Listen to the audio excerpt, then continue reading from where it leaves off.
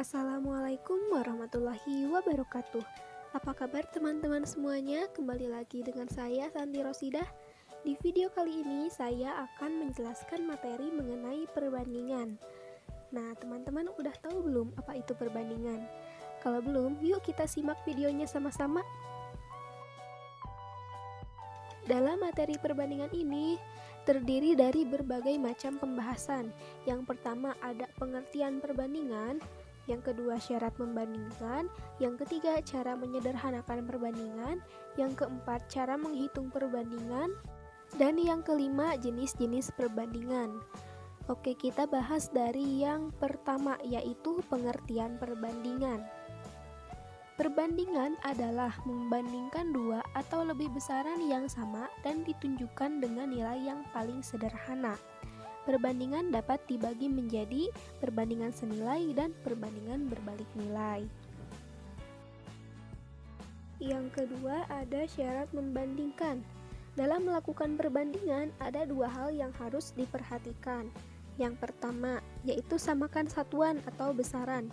Dalam membandingkan dua besaran dengan cara menghitung hasil bagi, besaran-besaran tersebut harus merupakan besaran yang sejenis. Contohnya, panjang pensil Ani 13 cm, sementara panjang pensil Roberto 50 cm.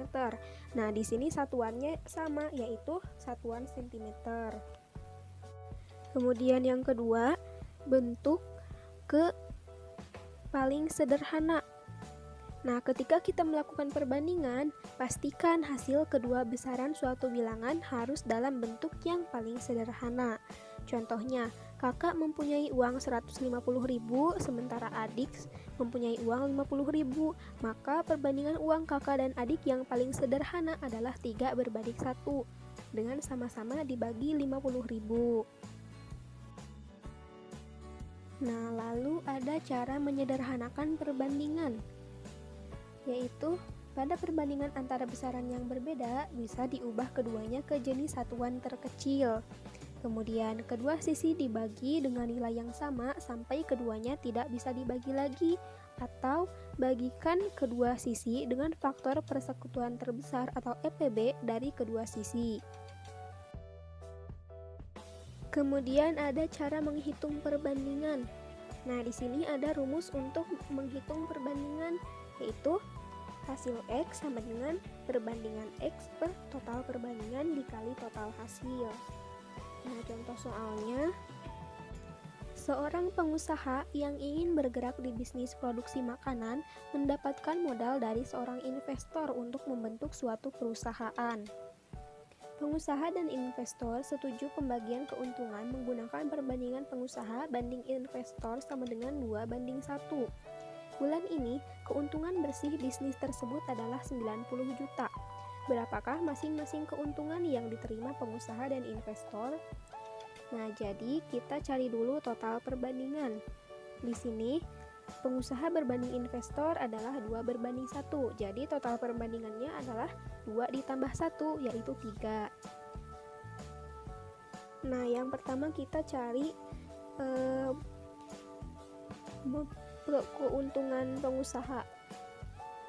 Kita tinggal masukkan saja ke rumus. Tadi rumusnya adalah hasil X sama dengan perbandingan X per total perbandingan dikali total hasil. Nah, di sini kita mencari hasil pengusaha. Perbandingan pengusahanya itu 2 per total perbandingannya 3 dikali total hasilnya 90 juta. Jadi 2/3 dikali 90 juta, yaitu hasilnya 60 juta. Nah, kemudian kita mencari hasil investor, yaitu perbandingan investor tadi berapa? 1 per total perbandingannya 3 dikali total hasilnya 90 juta. Jadi 1/3 dikali 90 juta, yaitu 30 juta. Nah, jadi pengusaha mendapat keuntungan 60 juta dan investor mendapat 30 juta dari total keuntungan perusahaan. Lalu yang terakhir, jenis-jenis perbandingan. Perbandingan dapat dibedakan menjadi dua jenis. Yang pertama itu perbandingan senilai dan yang kedua adalah perbandingan berbalik nilai. Perbandingan senilai adalah jenis perbandingan dua atau lebih satuan. Saat salah satu nilai meningkat, maka nilai lainnya ikut meningkat. Begitu juga saat salah satu nilai menurun, maka nilai lainnya ikut menurun. Contoh kasusnya, waktu tempuh dan jarak tempuh suatu kendaraan, waktu download dan besar file yang didownload, kemudian banyak bahan baku dan banyak produksi barang. Lalu ada rumus perbandingan senilai, yaitu A1 berbanding B1 sama dengan A2 berbanding B2, atau bisa dinyatakan dalam bentuk pecahan menjadi A1 per B1 sama dengan A2 per B2. Contoh soalnya, sebuah rumah dikerjakan oleh 3 pekerja membutuhkan biaya 600.000. Untuk meringankan beban pekerja, rumah akan dikerjakan 4 orang. Berapa biaya yang diperlukan untuk membayar pekerja? Nah, di sini diketahui jika dikerjakan 3 pekerja maka membutuhkan biaya 600.000. Jadi A1-nya 3 pekerja, B1-nya 600.000. Nah, jika dikerjakan 4 orang, berapa biaya yang diperlukan?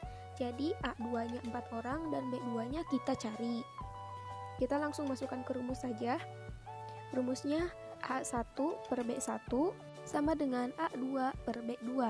A1-nya 3 pekerja, B1-nya 600.000 sama dengan A2-nya 4 pekerja dan B2-nya kita cari. Jadi, untuk mencari B2 adalah 4 dikali 600.000 dibagi 3, yaitu 800.000. Jadi, jumlah gaji yang dibayarkan saat menggunakan 4 pekerja adalah Rp800.000. Jenis perbandingan yang kedua adalah perbandingan berbalik nilai.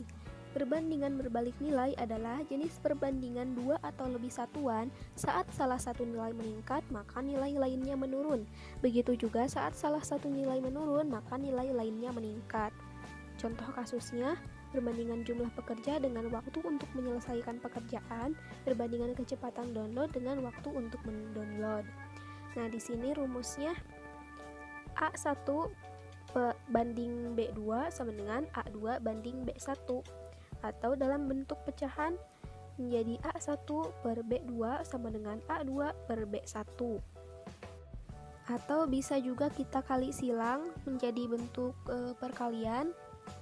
Nah, jadi A1 dikali B1 sama dengan B2 dikali A2.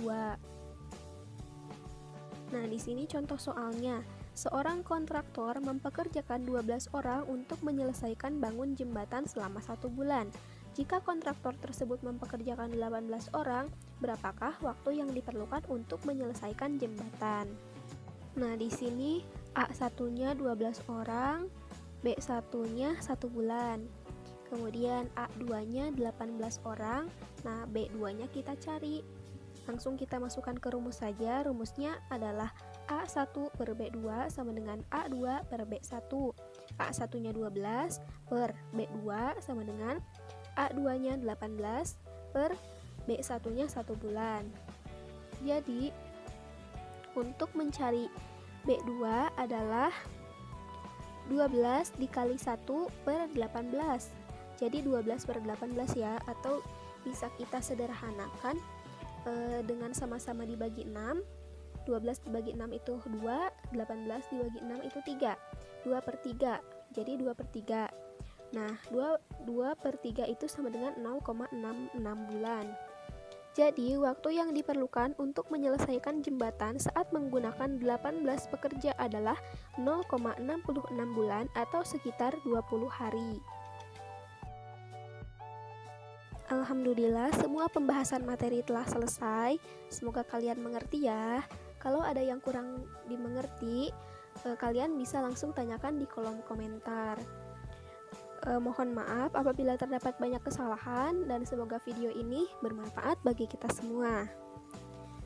Nantikan video-video selanjutnya untuk pembahasan soal yang lebih lanjut lagi ya. Di video berikutnya saya akan membuat video khusus untuk pembahasan soal mengenai perbandingan. Jadi jangan sampai ketinggalan. Jangan lupa juga untuk like, comment, share, and subscribe. Sekian dari saya. Wassalamualaikum warahmatullahi wabarakatuh.